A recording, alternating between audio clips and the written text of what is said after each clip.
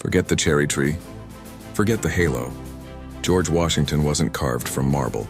He was carved from frustration, frostbite, and sheer willpower.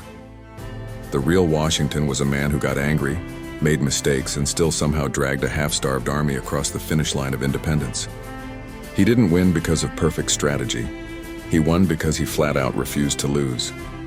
During the Revolutionary War, his troops were freezing, barefoot, and running out of gunpowder faster than Congress could sign IOUs.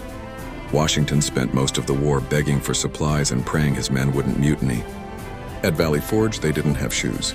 Imagine leading soldiers who leave bloody footprints in the snow and still show up for drill. And yes, Washington had a temper. The man could explode. At the Battle of Monmouth, when General Charles Lee bungled orders, Washington tore into him in front of the army with language that would be made a sailor blush. The troops loved it. For once, the commander lost his composure, and it proved he cared more about victory than image.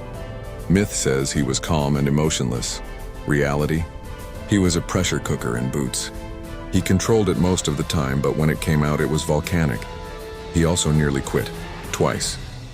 After years of bad pay, weak Congress, and endless war, Washington almost walked away. But he stayed because he understood something the others didn't. If he left, the whole dream might crumble. That's not ego, that's duty at its most brutal. After the war, he could have taken power, ruled as king, and everyone would have gone along with it. Instead, he walked away. Twice. Once after the war, once after 2 terms as president. That restraint, that refusal to become a tyrant, is why his name still carries weight centuries later. Washington wasn't perfect. He owned slaves, wrestled with the morality of it, and failed to break the system he was born into. The myth hides the flaws, but the flaws make the man real, and his choices matter even more because of them. He didn't build a nation by being untouchable. He built it by being human, disciplined, angry, and determined enough to make freedom survive its first test. If you enjoyed this trip down the rabbit hole, don't forget to like, share, and subscribe to Smart History for Dumb Times.